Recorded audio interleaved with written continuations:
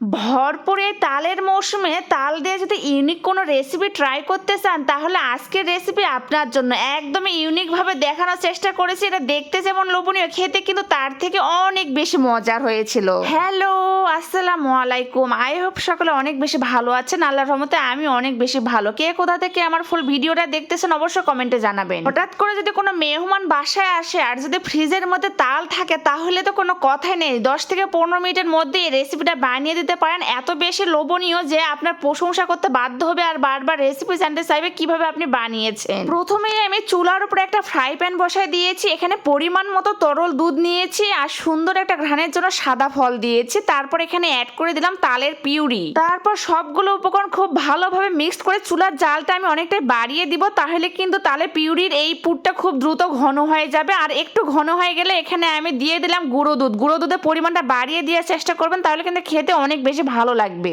তালের পুর তৈরির ক্ষেত্রে এখানে আমি আমার টেস্ট অনুযায়ী চিনি অ্যাড করে দিয়েছি। যে যেই রকম মিষ্টি খেতে পছন্দ করে সেই অনুযায়ী চিনির পরিমাণটা বাড়িয়ে বা কমিয়ে দিবেন। তারপর সবগুলো উপকরণ আবারও অনবরত নাড়তে থাকবে। অনবরত নাড়তে নাড়তে এক পর্যায়ে এই তালের পুরটা একদম ঘন হয়ে যাবে। তখন চুলাটা অফ করে দিয়ে একটা পাতিলের বা যে কোনো একটা বোলের মধ্যে উঠে এক সাইডে রেখে দিয়ে চলে গেলাম পরবর্তী স্টেপে। এই পর্যায়ে আমি বানানা ব্রেড নিয়েছি। আপনারা চাইলে এখানে হোয়াইট ব্রেডটাও নিতে পারেন, তবে বানানা ব্রেড দিয়ে করলে অনেক বেশি ভালো লাগে তালের এই রেসিপিটা। যে কোনো একটা ক্যাপের সাহায্যে অথবা ছুরির সাহায্যে বানানা ব্রেডটাকে এভাবে গোল গোল শেপ করে কেটে নিতে পারেন, তবে আমি একটা ক্যাপের সাহায্যে গোল শেপ করে কেটে নিয়েছি। তারপর আগে থেকে যে তালের পুরটা রেডি করে রেখেছিলাম সেই তালের পুরটা মাঝখানে দিয়ে দিব। তালের পুর দেওয়ার পর ব্রেডের মাথা অংশটা আমি এভাবে সিল করে দিব। এক্ষেত্রে আমি তরল দুধ ব্যবহার করেছি আর এইভাবে সবগুলো পিঠা আমি বানিয়ে নিয়েছি। এটা কাজটা কিভাবে করতেছে দেখে বুঝতে পারতেছেন, এত বেশি ইজি যে নতুন রাধুরা বানাতে পারবেন। তালের এই রেসিপি তৈরির ক্ষেত্রে আমি মালাই রেডি করে নিয়েছিলাম। এই জন্য একটা ফ্রাই প্যানের মধ্যে পরিমাণ মতো তরল দুধ নিয়েছি, একটা সুন্দর ঘ্রাণের জন্য সাদা ফল দিয়েছি ও